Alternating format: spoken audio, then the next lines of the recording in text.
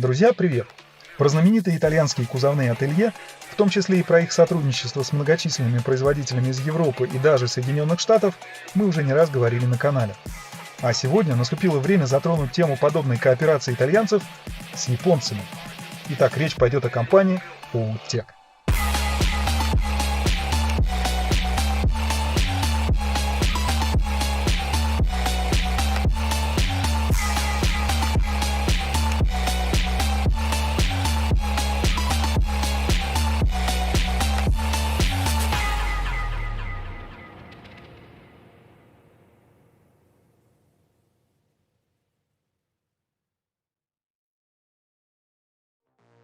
В середине 80-х экономика Японии была на подъеме.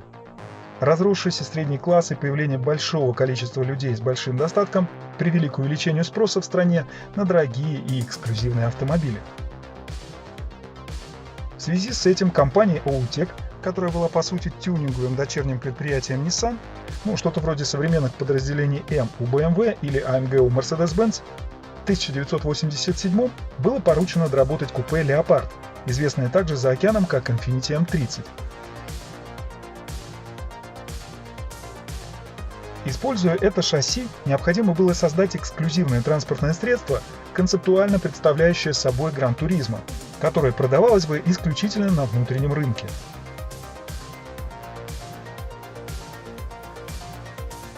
OU-TEC Japan была основана в сентябре 1986 года в городе Тигасаки. Ее президентом стал Синетиро Сакурай, знаменитый тем, что еще в далеких 50-х стоял у истоков самого первого Skyline, в ту пору выпускавшийся под брендом Prince. Первые шаги подразделения были связаны с доводкой характеристик и производством обвесов для некоторых серийных моделей Nissan. Однако планы весьма амбициозного президента были гораздо шире. Предполагалось, что придворное ателье Nissan разработает целую серию моделей, которая будет отличаться от массовых автомобилей головного предприятия. OU-TEC могла без проблем справиться с такой задачей, как доработка шасси и трансмиссии, но для внешнего облика нужно было что-то такое, что буквально поразило бы людей наповал. Тогда мир принадлежал японским бизнесменам. Это они купили подсолнухи Ван Гога за почти $40 миллионов, Рокфеллер-центр и даже культовое поле для гольфа в Пебл-Бич.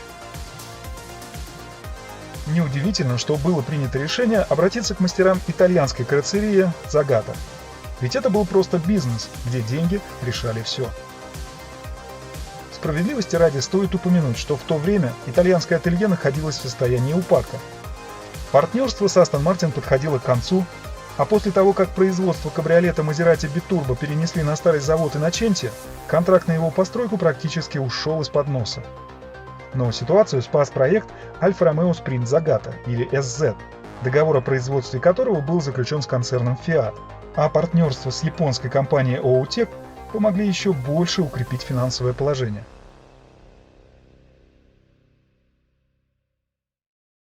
Новинка была представлена в 1989 и получила имя Stelvio AZ1. Она действительно поражала воображение и по сей день является одним из самых неоднозначных, да чего уж там, самых странных творений автомобильного мира. Конечно, для эпохи дизайна второй половины 80-х были характерны острые углы и прямоугольный стиль, но в этот раз некоторые элементы кузова получили весьма гипертрофированный вид. Чего только стоит выпуклый капот, выполненный из стекловолокна, словно приделанный от другой машины, в которой встроили боковые зеркала. Такой элемент появился неспроста. Он оказался краеугольной чертой дизайна и отсылал к отдельно стоящим на передних крыльях зеркалам заднего вида, которые повсеместно встречались на многочисленных японских автомобилях 60-х и 70-х. Эта особенность бесспорно притягивала к себе все внимание.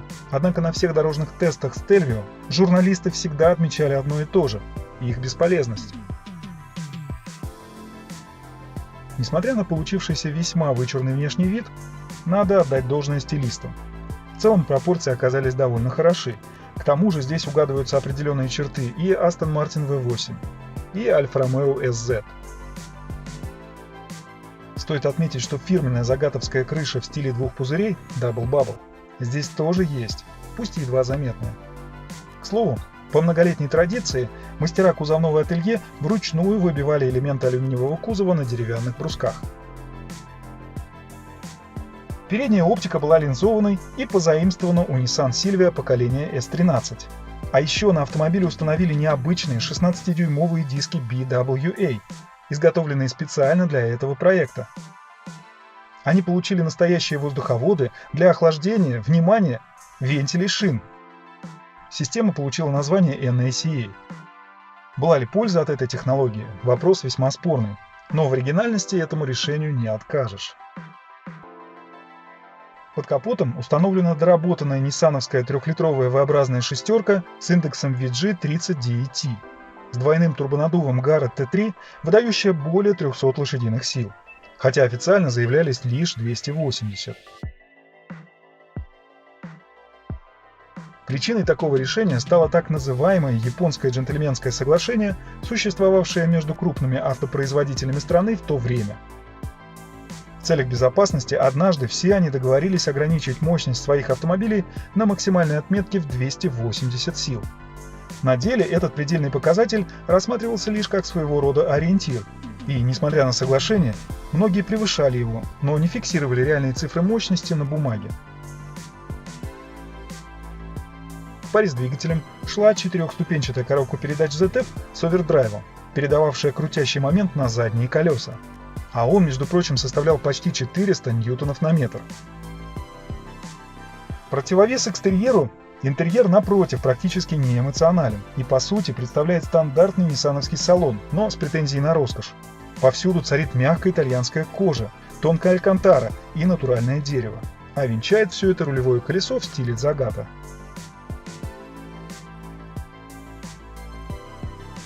В стандартную комплектацию входили такие опции, как круиз-контроль, магнитола Bose с CD-проигрывателем Sony, а также электронно регулируемая подвеска. Суть модели Stelvio отлично сформулировал журнал Classic and Sports Car. Журналисты издания отметили, что одним из его достоинств является способность быстро пожирать пространство в условиях высочайшего комфорта.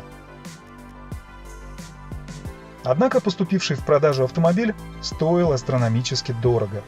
В то время за него просили около 18 миллионов йен, примерно 160 тысяч долларов по тому курсу. Honda NSX версии R, например, можно было приобрести в 2 раза дешевле. Все это вкупе с весьма неоднозначным дизайном привели к тому, что в 1991 году проект решили свернуть, не произведя и половины запланированного количества машин. По одним данным было построено всего 88 экземпляров, по другим 104.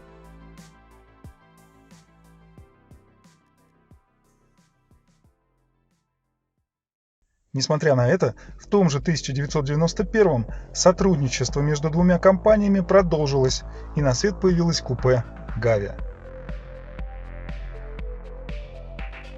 Свое имя автомобиль получил в честь итальянского горного перевала.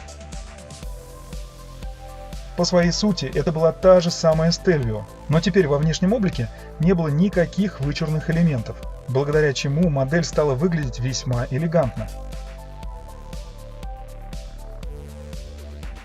Конструктивная часть полностью повторяла предшественника, без каких-либо изменений. Кузов все так же вручную изготавливался из алюминия. Интересной особенностью стайлинга оказалось то, что на автомобиле был лишь один логотип кузовного ателье Загата и одна надпись Gavia на багажнике. Увидевшему автомобиль в потоке практически невозможно было понять, что это такое. Фары все так же были позаимствованы у Nissan Silvia. А вот боковые зеркала, которые наконец-то стали что ни на есть самыми обычными, достались от Honda CR-X. К сожалению, на это весьма привлекательное купе практически не нашлось покупателей. Возможно, в нем просто не было необходимости, поскольку Nissan уже несколько лет успешно выпускал замечательный 300ZX в кузове Z32. За период с 1991 по 1993 годы было построено ориентировочно 16 единиц.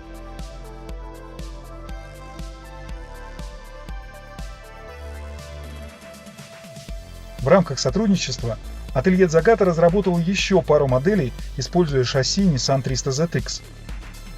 Концепт 300 сета, показанный в 1992-м, остался существовать в единственном экземпляре. Его плавные линии и пропорции вызывали ассоциации с Aston Martin DB4 GTZ, созданным 30 годами ранее. Интересное совпадение, что когда Сета была впервые показана публике, как раз в это же время дизайнер оригинального DB4 Эрколи Спада вернулся в кузовное ателье, чтобы занять пост руководителя. Доподлинно неизвестно, консультировал ли он данный проект, но, похоже, его творение явно стало отправной точкой при создании концепта.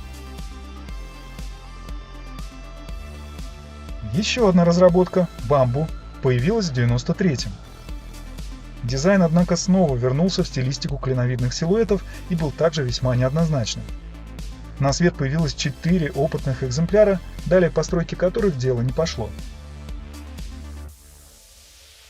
О причинах, которые привели к охлаждению интереса со стороны японцев, мы уже упомянули чуть ранее, вспомнив про успехи модели 300 ZX.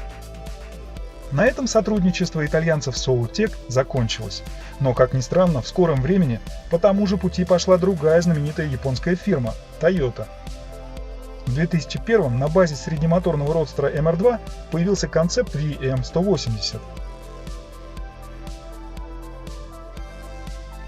Его можно было бы немного пожурить за спорный внешний вид, если бы в 2004 не появилась переработанная итальянскими специалистами модель Harrier SUV. Давайте просто оставим этот шедевр без комментариев.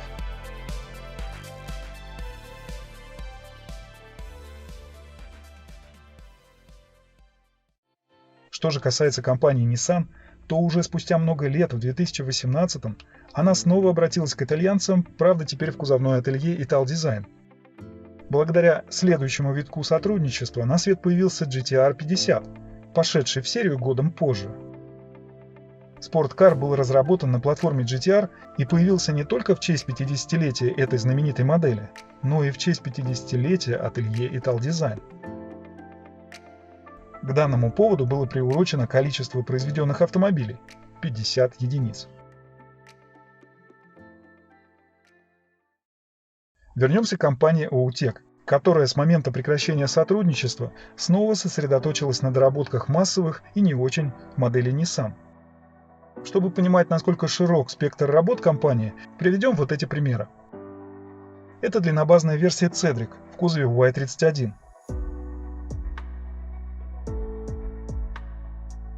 Четырехдверный GT-R в кузове R33.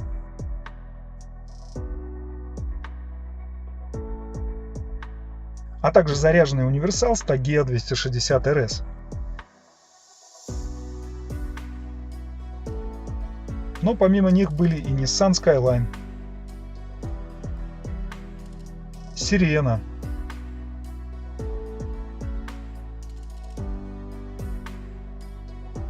Terrano, March, X-Trail,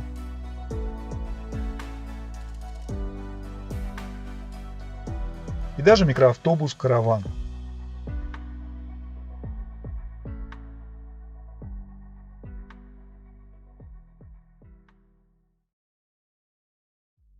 Перейдем, наконец, к виновнику появления сегодняшнего видео.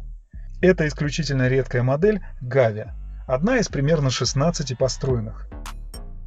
Этот экземпляр был продан новым в Японии и до 2010-го все время находился на острове, пока не попал на остров на другом конце света – Великобританию.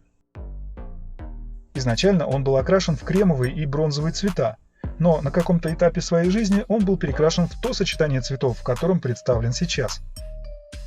Купе с пробегом чуть более 60 тысяч километров будет выставлено 10 сентября 2022 года на аукционе Bonhams в британском Бьюли.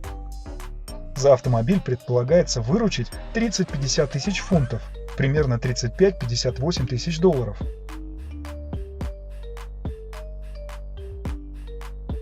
Кстати, в сети есть информация о том, что он уже выставлялся на продажу в этом году на аукционе Classic Car.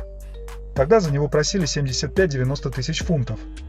Однако неясно, остался он в итоге продан или нет. Судя по тому, что он снова попал на аукцион, то, скорее всего, нет. Что касается рынка, то, как нетрудно догадаться, модели, появившиеся в результате коллаборации японцев с итальянцами, в продаже встречаются крайне редко. Обычные же доработки OUTEC производятся массово и доступны к продаже преимущественно на внутреннем рынке Японии. На крупных автомобильных аукционах в основном встречается Stelvio. За последние несколько лет одна из них была продана за $25 тысяч. Модель ушла за эти деньги на онлайн-площадке Cars and Bits в ноябре 2020 года. Другую реализовали в августе 2019 на аукционе Bonhams в калифорнийском Кармеле за $44 800. Что же касается модели Gavia, то найти в сети примеры о ее продаже оказалось еще той задачей. За последние годы на крупных аукционах она не выставлялась, и лишь изредка объявления с ней мелькали на автомобильных интернет-ресурсах или в специализированных бумажных изданиях. Так что цена в $35-58 тысяч за столь уникальный проект кажется несколько заниженной. Но тем интереснее будет дождаться результатов. А на сегодня все. Спасибо, что не переключались и снова зашли полистать автоархивы. До встречи!